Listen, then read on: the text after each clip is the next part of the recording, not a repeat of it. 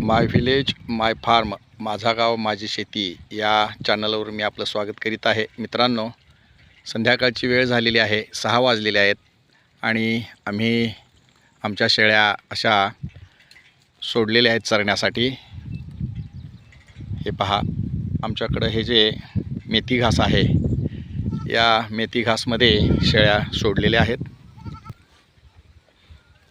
तसं पाहिलं तर ह्या मेथी घास कापून घालायला पाहिजे होता, परंतु कामगारांच्या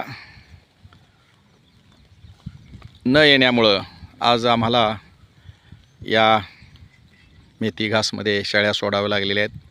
बऱ्याच वेळेला मेथी घास न कापल्यामुळं आम्ही असं शेळ्या डायरेक्ट आत सोडतो आहे, कारण त्यांना द्यावा लागणारा रोजगार वाचवायचा असेल तर थोडंसं ह्याच्यामुळं नुकसान होतं हे शेळ्या डायरेक्ट सोडल्यामुळं. पण तेवढं ते नुकसान रोजगार देण्यापेक्षा हे नुकसान कमी आहे. यंदा उन्हाळा मोठ्या प्रमाणात पडलेला आहे आणि त्यामुळं ह्या जनावरांना शेळ्यांना हिरवा चारा मिळत नाही. पण या मेथी घासमुळे आणि पलीकडच्या बाजूला दशरथ घास आहे, यामुळं आमच्या शेळ्यांचा चाऱ्याचा प्रश्न बराचसा सुटलेला आहे. सकाळच्या वेळी आम्ही वाळलेली वैरण घालतो, संध्याकाळी या चाऱ्यामध्ये असतात.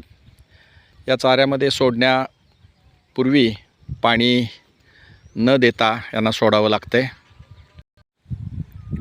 अशा पद्धतीने डायरेक्ट मेथी घासमध्ये शेळ्या सोडलेल्या आहेत.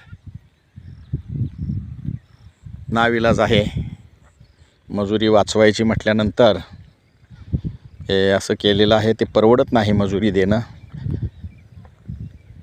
शेळ्या डायरेक्ट सोडलेल्या आहेत. शेळ्यांना फिरण्याचा व्यायामही होतो आहे आणि त्यांना हिरवा चाराही मिळतो आहे.